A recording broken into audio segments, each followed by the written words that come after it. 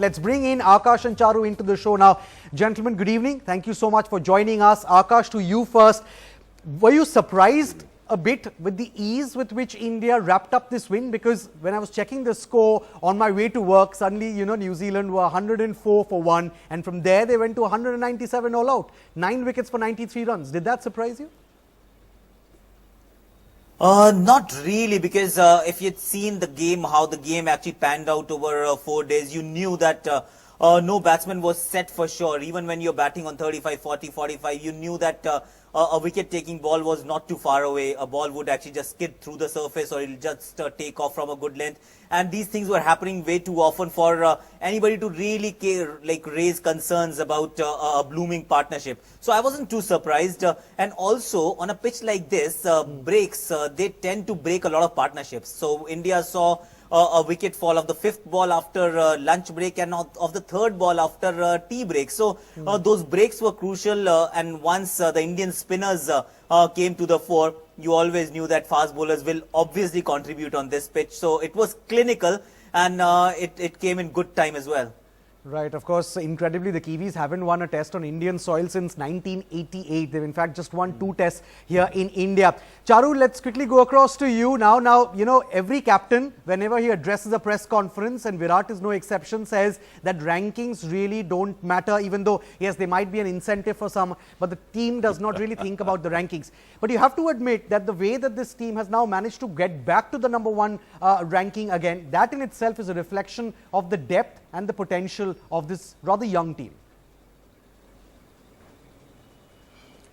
Well, let's put it differently. The ranking is on one hand, and yes, everybody will say rankings don't matter, but they do matter to the media and certainly the public. And after all, eventually, the public is a very major stakeholder in the game. And if they are given the impression, the perception that India is the best team in the world, they will take it. And that comes from a ranking.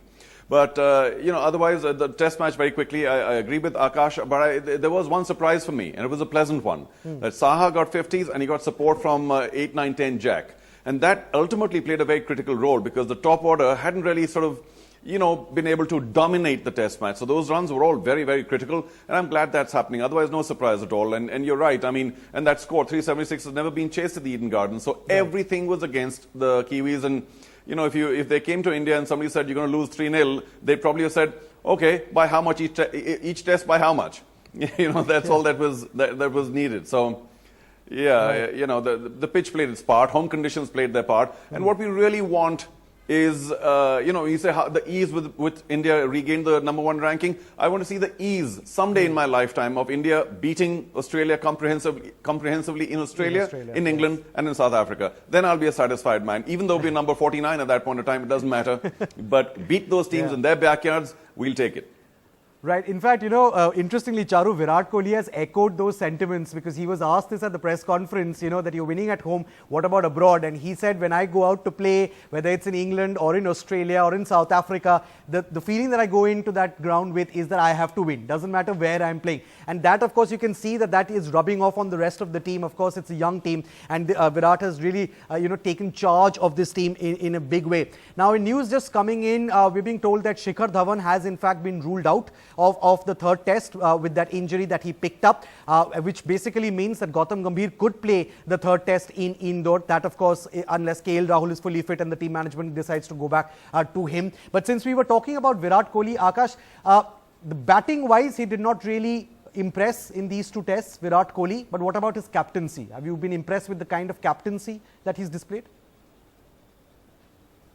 Oh, well, let me just add one more bit, Aakash. He scored 45 runs in the 2nd innings of the 2nd test match, which was worth a century in my book, because India were 43 for 4 at that stage. Even if you add the 1st innings lead, that was 112. So they had only 150 on the board, and 4 wickets had already gone. And the way he played, those 45 runs came in double quick time. The assurance with which he played and changed the momentum of the game from there onwards. And his positivity, it was infectious. Rohit Sharma picked it up, and then Ridhiman Saha batted well and just batted New Zealand out of the game. So I don't think that his contribution should be with the bat, should be undermined or not to be misunderstood. I thought he did really well. And as a captain as well, when you got only 4 bowlers to play around, I thought he was exceptional. He gave the right kind of workload to all the bowlers. It was extremely hot and humid.